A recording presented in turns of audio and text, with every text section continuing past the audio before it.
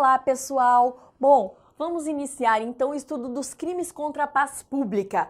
O primeiro crime é chamado de incitação ao crime, que tem previsão no artigo 186 do Código Penal, que diz, olha, incitar publicamente a prática de crime. Pena, detenção de 3 a 6 meses ou multa. Trata-se de um crime de ação livre. Eu posso praticar do jeito que eu quiser. Pode ser oralmente, pode ser, utilizando algum meio de comunicação, enfim. É crime de forma livre, né? É a prática, você incita publicamente as pessoas a praticarem crime, um crime que pode ser imediato ou uma prática de crime futuro, não é? Se eu incito alguém a praticar contravenção penal, não caracteriza o crime do artigo 286 do Código Penal, ok? E também tem que ser um fato determinado. Não é dizer, vamos todo mundo virar bandido e tal. Não, não é isso. Tem que ser um fato determinado. Então, gente, eu passo lá com um megafone em determinado bairro dizendo, olha, vamos todos nós, quebrar a prefeitura, o prédio da prefeitura hoje às 8 da noite. Então tem que ser um fato determinado, não é qualquer coisa, Vamos praticar, vamos virar todo mundo, vamos subtrair coisas, Tem que ser algo determinado, ok? Muito bem, o segundo delito, chamado de apologia ao crime ou ao criminoso, que tem previsão no artigo 287, que dispõe fazer publicamente, gente, tanto um quanto o outro delito sempre é publicamente, ok? Apologia de fato criminoso ou de autor de crime. Detenção de 3 a 6 meses ou multa. Então aqui eu não incito alguém à prática de um crime, e sim eu vou glorificar, eu vou tecer bons comentários, de alguma forma da prática de um crime, de um fato criminoso ou de autor de crime. Então dizer, olha, os indivíduos que praticaram a chacina tal, nossa, eles agiram perfeitamente, olha que coisa maravilhosa, a melhor coisa para se fazer. Então eu estou praticando apologia ao crime ou ao criminoso.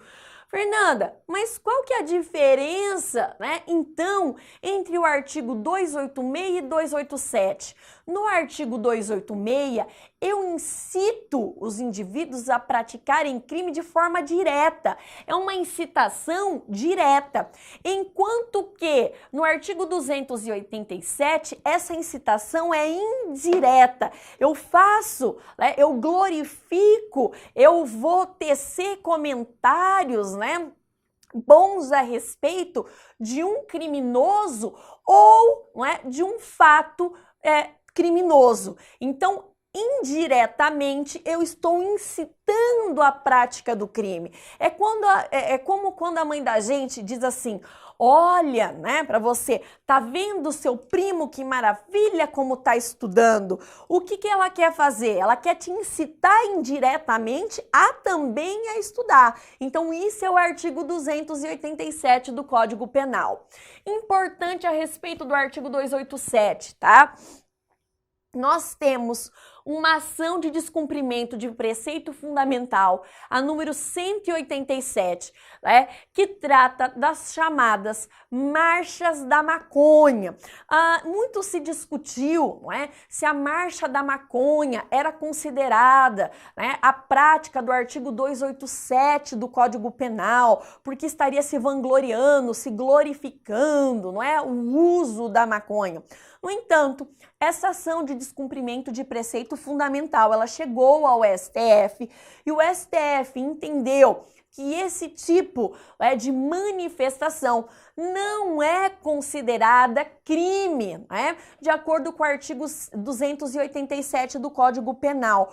Por quê? o STF entendeu que as pessoas que praticam desse tipo de movimento nada mais estão do que praticando o seu direito de reunião e a liberdade de expressão, que são fundamentais num Estado democrático de direito como o nosso. Então, essas discussões de descriminalização de determinadas condutas, isso não é considerado crime do artigo 287. Os indivíduos, na verdade, apenas estão discutindo determinados temas de forma democrática, exercendo a sua liberdade de expressão e o seu direito de reunião garantido constitucionalmente, ok? Muito bem. Então, como eu já falei para vocês, a distinção com o artigo 286 é que lá a incitação é direta e aqui no 287 a incitação de crime é indireta, ok? Crime de associação criminosa. Esse delito, ele foi alterado em 2013 pela Lei 12.850.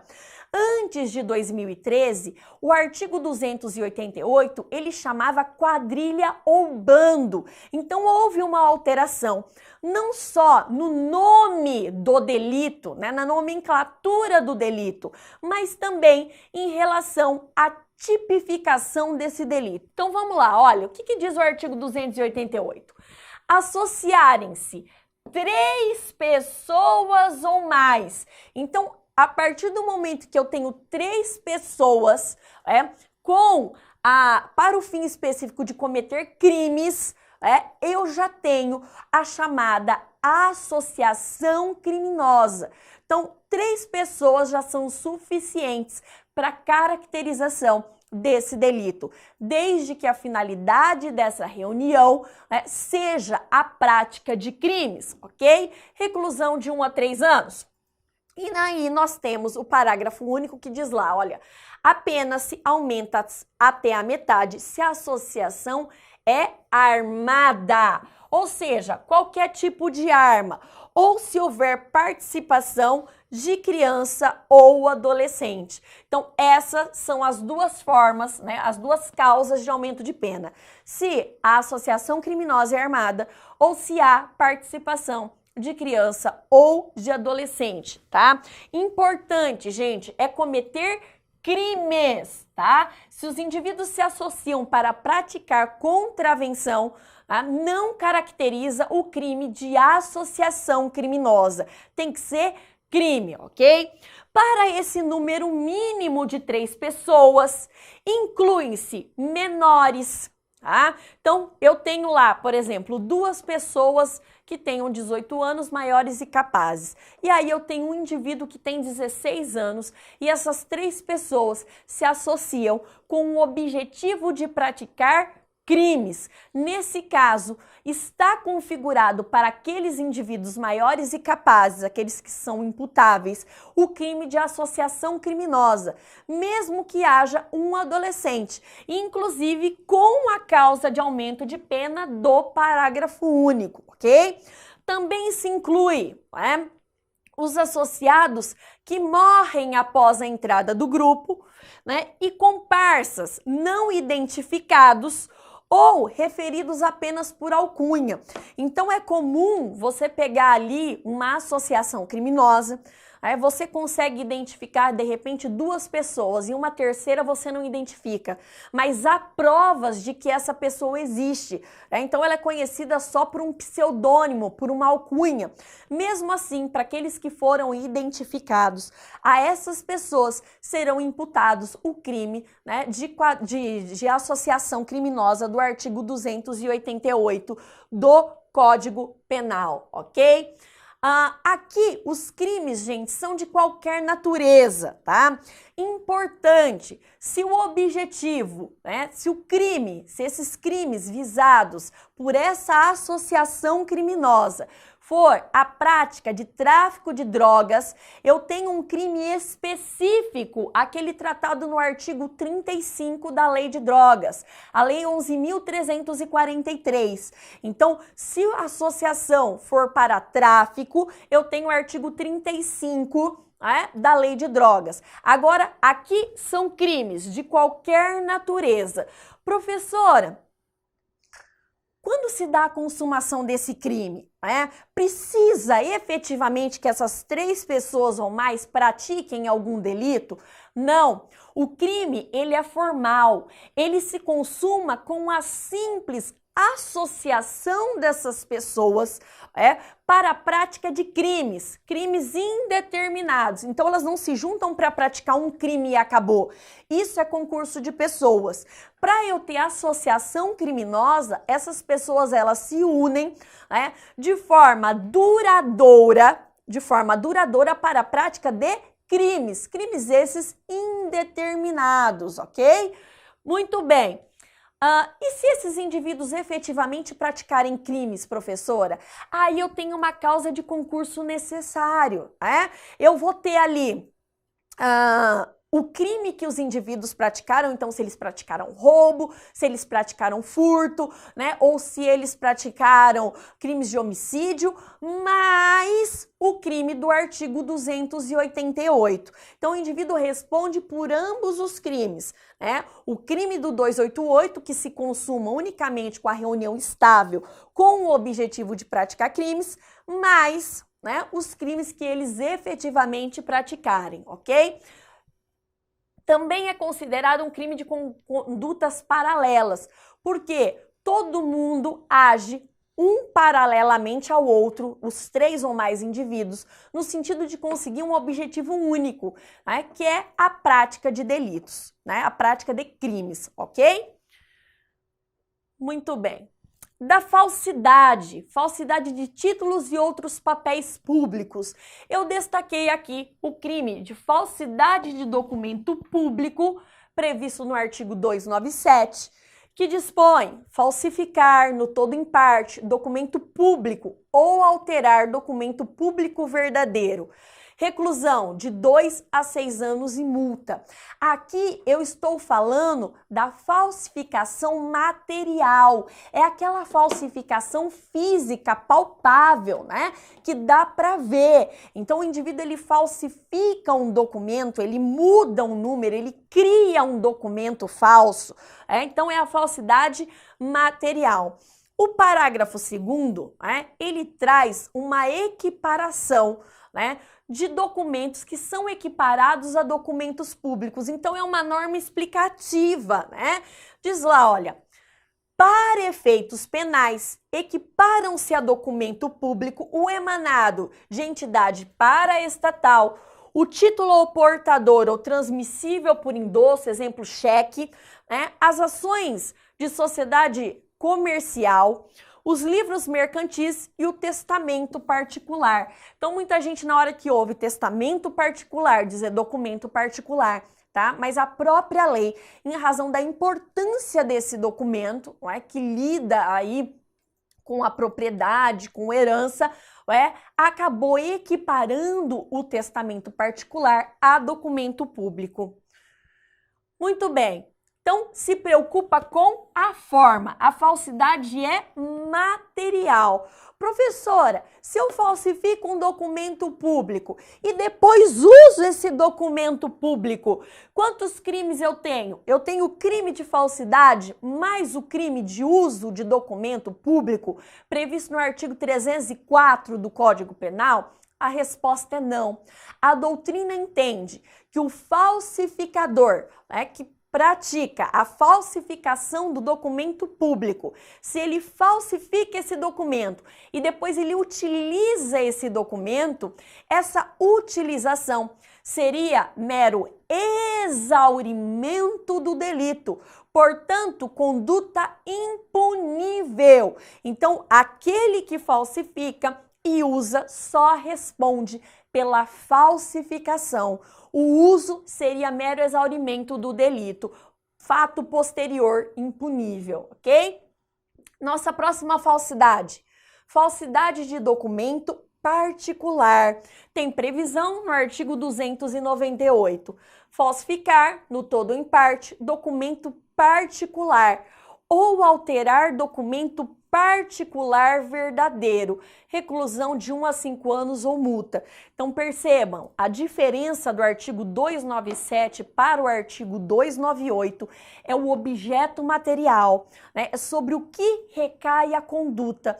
Enquanto o artigo 297 tem como objeto material o documento público, o artigo 298 tem como objeto material o documento de natureza particular, ok?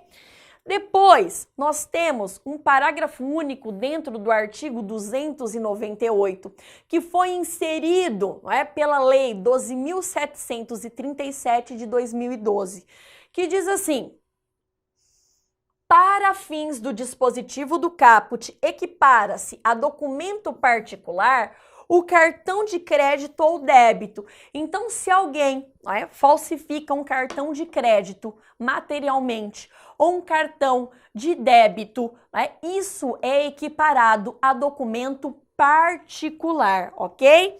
Tudo bem? Bom, a falsidade ideológica. A falsidade ideológica é aquela que recai não sobre a forma, né, do documento, não sobre a sua materialidade, e sim sobre a ideia, o conteúdo contido dentro de determinado documento. Então se diferencia do 297 e do 298, porque aqui o que se preocupa é com o conteúdo constante dentro do documento público ou do documento particular e não a sua forma, tá? Ele diz, olha, o 299, omitir em documento público ou particular. Então vejam, a falsidade ideológica, ela não se subdivide como a falsidade material, que tem um artigo, um crime que trata da falsidade de documento público e o outro crime que trata de falsidade de documento particular.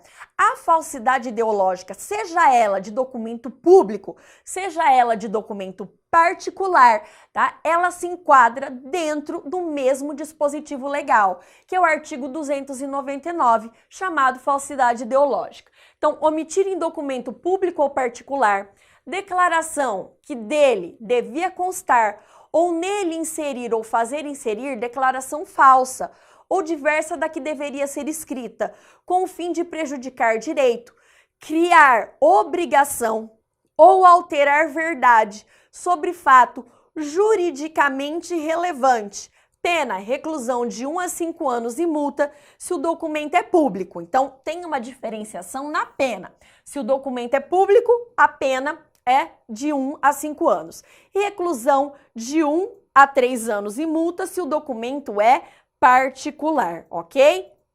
Então, aqui, né, na falsidade ideológica, aquele que pratica essa falsidade, ele tem, a legitimidade de preencher aquele documento público ou de preencher aquele documento privado, de natureza privada.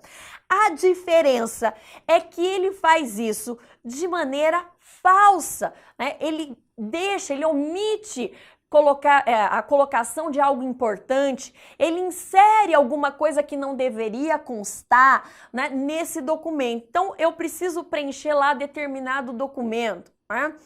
Uma ficha de inscrição, um documento particular para participar de um processo seletivo para professor de uma universidade.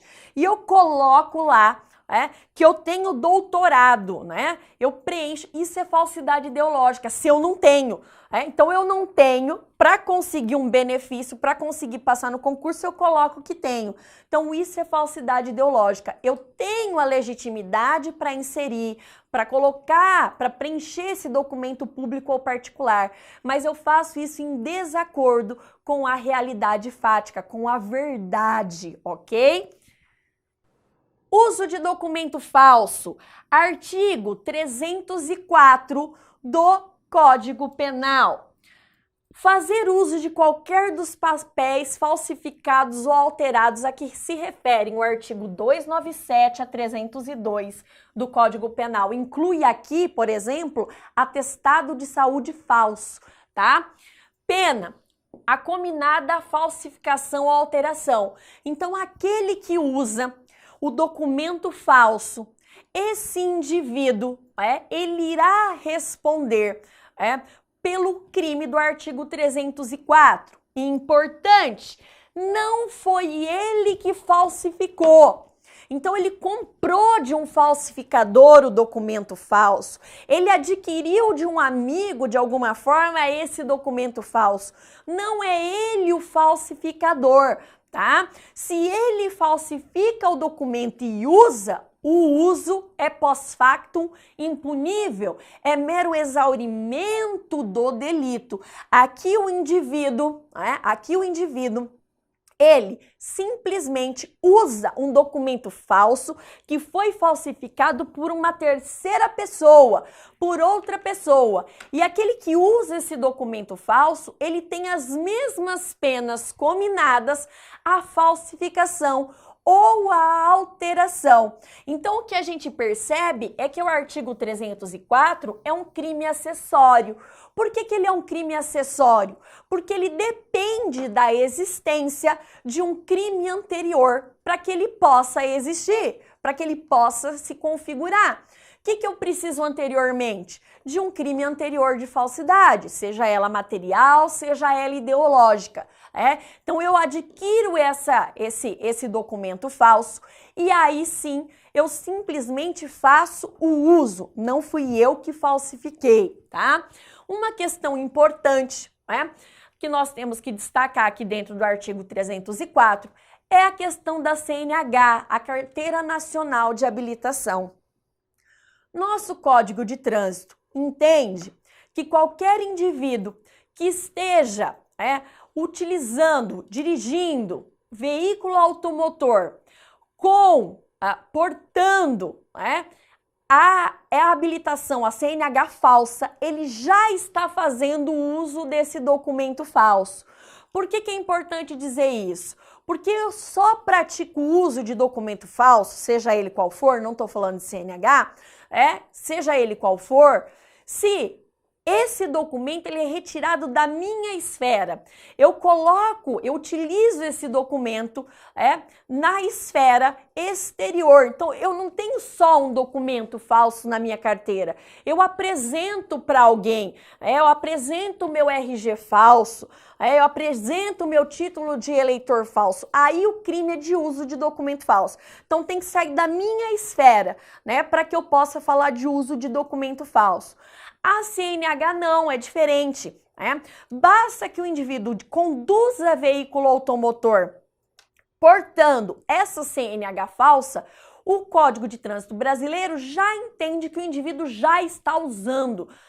Por quê? Porque para dirigir veículo automotor, para conduzir veículo automotor, é necessária a CNH. Então, eu já estou fazendo uso da condução. Tudo bem? Bom, artigo 307, falsa identidade. Atribuir-se ou atribuir a terceiro falsa identidade para obter vantagem em proveito próprio ou alheio ou para causar dano a outrem. Detenção, 3 meses a 1 ano ou multa, se o fato não constitui elemento de crime mais grave. Então, é um crime expressamente subsidiário. Ele só se configura se não configurar crime mais grave. E essa falsa identidade, gente, é a falsidade pessoal. Recai sobre, não sobre a pessoa física, mas sobre a sua identidade, seu estado, não é? As suas qualidades, a sua condição. Não integra essa falsa identidade endereço, e-mail, Facebook, Você dá um e-mail falso para alguém, você dá um número de telefone falso, tem alguém te paquerando, pergunta o número do seu telefone, você dá o telefone falso, pode, não tem problema não, tá bom? Agora, aqui recai sobre a identidade da pessoa, diferente do artigo 308. No artigo 308, eu uso um documento verdadeiro de terceiro. Então, olha só. No artigo 304, eu faço uso de documento falso. No artigo 307, eu não uso documento falso algum. Eu simplesmente me atribuo uma falsa qualidade, Se a infração não constituir crime mais grave, por exemplo, estelionato, tá? Agora, no artigo 308, eu uso um documento verdadeiro. tanto materialmente verdadeiro como ideologicamente verdadeiro. A diferença é que esse documento pertence a outra pessoa. Então eu quero viajar, não tenho passaporte. Tenho uma irmã que é muito parecida comigo. Pego o passaporte da minha irmã para usar o passaporte dela. O passaporte é verdadeiro, né, mas não me pertence. Então isso é crime do artigo 308, ok?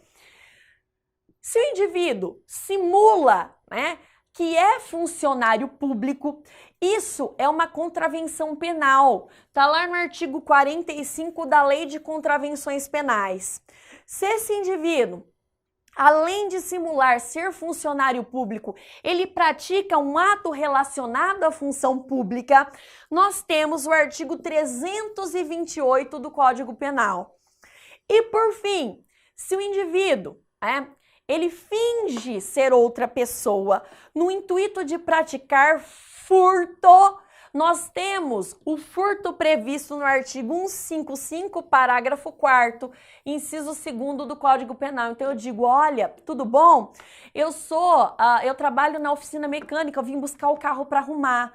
Mas é mentira, eu não sou da oficina mecânica, né? E aí você fala, olha, eu vim aqui, né, para entrar, ou eu sou da SUSEM, né? Eu vim aqui para fazer uma verificação aí no quintal da senhora, para ver se tem alguma coisa de errado. E aí eu aproveito essa minha entrada na residência e subtraio alguma coisa que está lá. Então isso é o furto do parágrafo 4º, inciso 2º, tá? Dos crimes contra a administração pública, um dos crimes, né, são esses os crimes que mais caem em concurso público, seja ele de segundo grau, né, seja ele de nível superior, então cai muito dos crimes contra a administração pública. Quais as características desse crime, professora? São de vitimização difusa, ou seja, eles violam os interesses de um número indeterminado de pessoas. Eu não tenho vítimas determinadas. A vítima é a coletividade, tá? Então, essa é a nota característica desses crimes, né? E ele diz lá, ó, dos crimes contra a administração pública. Professora, o que é essa administração pública? Ela é adotada no seu sentido mais amplo, englobando, gente, compreendendo todas as atividades do Estado ou dos entes estatais. Então, também atividades do Poder Executivo, Legislativo, Judiciário, entra tudo aqui como administração pública, ok?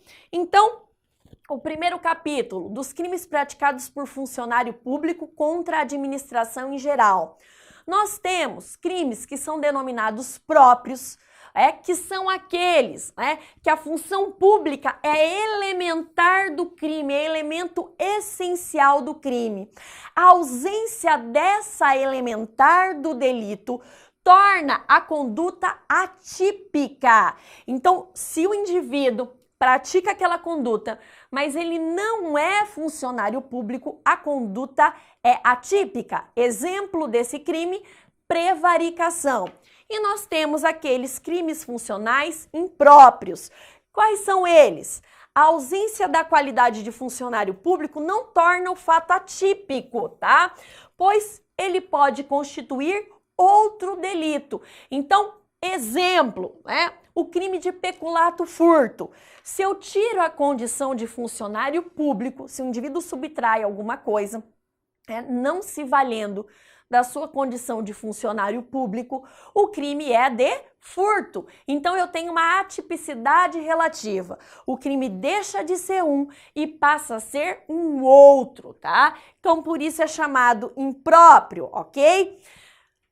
Quando ser funcionário público nesses crimes é uma elementar. E as elementares se comunicam aos coautores e partícipes, desde que eles tenham ciência da condição de funcionário público. É o que diz o artigo 30 do Código Penal, ok? Muito bem, qual é o conceito de funcionário público?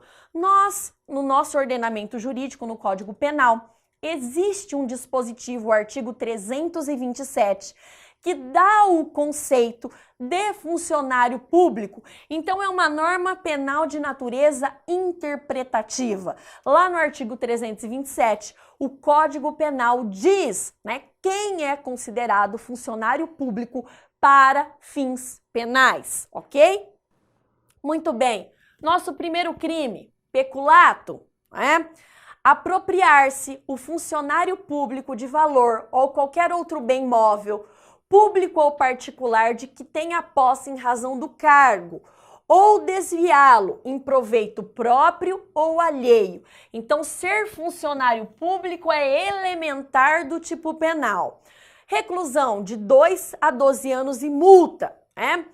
Parágrafo 1º, é a conduta equiparada, tá? Ao caput, recebe o mesmo tratamento penal.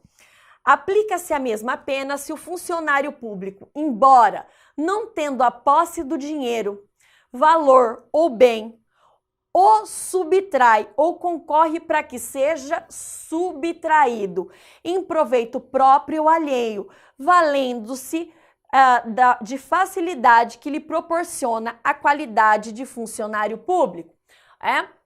E por fim, nós temos o peculato culposo, previsto no parágrafo 2º, se o funcionário concorre culposamente para o crime de outrem, pena, detenção de 3 meses a 1 ano. Então, o que nós vemos, né, da análise do artigo 312? Que nós temos algumas espécies de crime de peculato. O primeiro, chamado peculato apropriação, que é previsto na primeira parte do artigo 312. O indivíduo, se valendo da condição de funcionário público, se apropria indevidamente de bens, valores pertencentes à administração pública. É chamado de peculato próprio, tá? Depois, o peculato desvio, previsto na segunda parte, né? O indivíduo desvia, se valendo da condição de funcionário público, esses bens, né, esses valores pertencentes à União. Então, o caput, as duas figuras que estão previstas no caput, o peculato apropriação e o peculato desvio, são chamados de peculato próprio, ok? Nós temos lá o peculato furto, do parágrafo 1º, que o indivíduo, ele se vale da sua condição de funcionário público para subtrair. Então, ele deixa uma janela aberta da repartição pública que ele trabalha para voltar mais tarde e fazer a subtração do bem e fazer a subtração de valores. É chamado de peculato impróprio.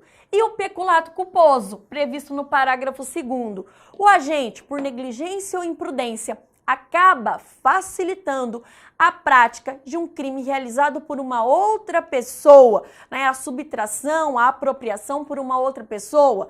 Exemplo, o indivíduo tem a obrigação de fechar a repartição pública. Ele esquece uma porta aberta. Não porque ele queria que alguém subtraísse um bem ali da administração, mas porque ele esquece. Ele agiu por negligência. Nesse caso, se alguém vai lá e subtrai, a pessoa que subtraiu vai responder pelo crime de furto e ele por essa modalidade peculato culposo. Nós temos ainda o peculato do artigo 313, que é o peculato mediante erro de outrem, chamado também de peculato estelionato, e nós temos o artigo 313-A, que trata do peculato eletrônico, ok? Existe uma discussão dentro da jurisprudência se é ou não possível a aplicação do princípio da insignificância no que diz respeito a peculato. Exemplo, funcionário público tá lá trabalhando e ele tem lá sob o seu poder um grampeador e ele resolve levar esse grampeador para a casa dele. A pergunta é, poderia se aplicar o princípio da insignificância? Duas correntes se formaram, tá? A primeira, defendida pelo STF, ele já decidiu nesse sentido, de que é possível sim a aplicação do princípio da insignificância aos crimes praticados contra a administração pública, tá?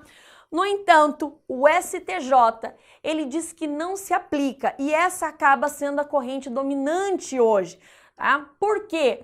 porque ali não está se ofendendo só o patrimônio, mas também a moralidade pública. Então não haveria, tá? Não haveria uma pequena ofensa à moralidade, né? Toda ofensa à moralidade pública, ela seria considerada significante, ok? Pessoal, muito obrigada, até a próxima!